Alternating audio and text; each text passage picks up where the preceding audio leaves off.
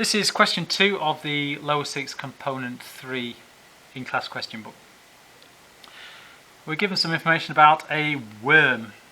If you ever see these worms, you must be in a pretty grotty place. They are similar to earthworms, similar structure to earthworms. And we know about earthworms, and we've dissected earthworms, so we know about that. And they are in low oxygen levels. So here, low oxygen levels. So it's going to have to do something to try and increase gas exchange. And here are the adaptations. We have got a couple of adaptations telling us about diameters and surface folding. So these two are sort of related. It's kind of size of things and shapes of things. Then we've got the body is buried in mud there. When highly active, less of the body is buried and it wiggles. So there's this kind of another little section there about what the worm does.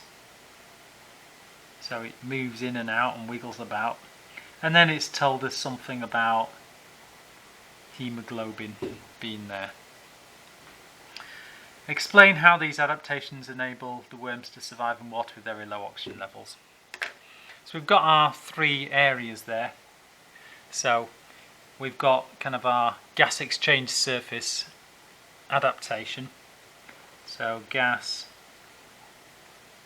exchange surface adaptations. That's in your notes. Then we've got this behaviour part. So we've got behaviour adaptations. That's not in your notes, but you can relate it to maintaining concentration gradients, which we'll talk about.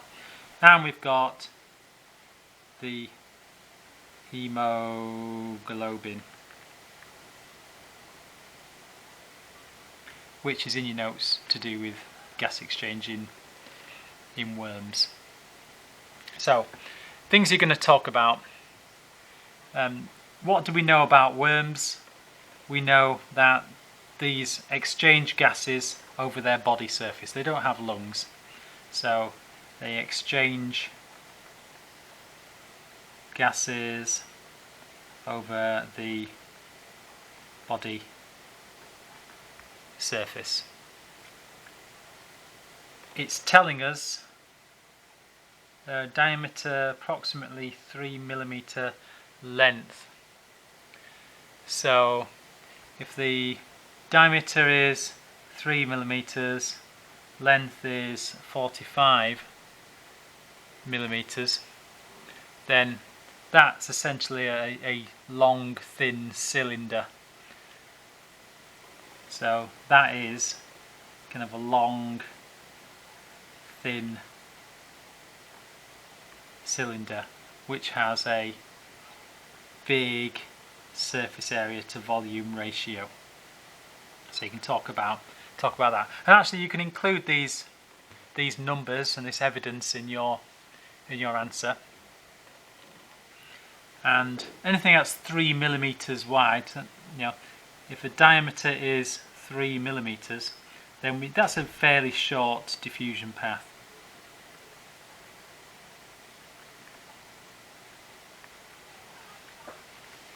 So more evidence. And it's told us about the outer body surface being folded. Well, if it's folded, that will increase the surface area to volume ratio. Or you could say increases the surface area, and discuss that. So plenty of adaptations there, which you know about anyway, but you can include this information it's given you. Behavioural adaptation. Well, it says buried in mud. When it's active, less of the body is buried. So when it's active, So, if you've ever heard the phrase stuck in the mud, well, the bottom half is stuck in the mud and the bottom half can't move, but the top half can move. So the bottom half will sort of reach equilibrium with the mud around it in terms of oxygen, whereas the top half, if you can wiggle around, can maintain that gradient and by moving to a different area constantly with more oxygen in. So it's all to do with gradient. So when it's active, less in the mud, so less is buried in the mud. You have more surface in contact, so more surface in contact with the water, which is our gas exchange medium. There won't be, that'll be, very low oxygen in the mud. And the part of the body exposed can move around, can move around, which maintains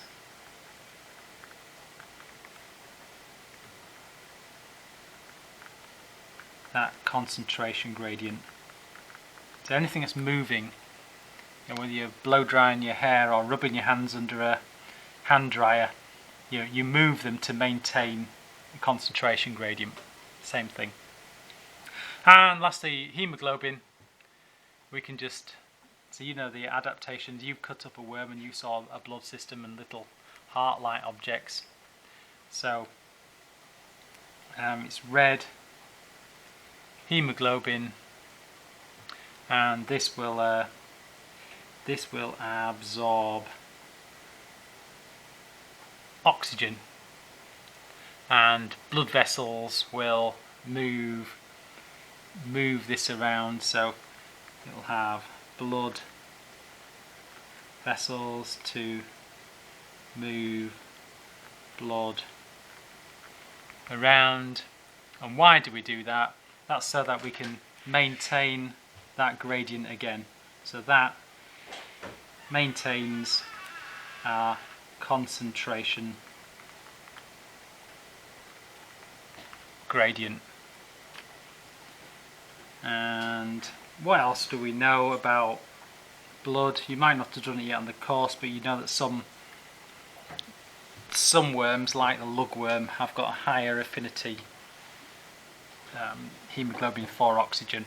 So we could mention that as well here. Remember, you'll be doing this essay after you've done both topics, or you might have read ahead of the topic anyway. So hemoglobin may have a higher affinity for oxygen. We could mention that as well.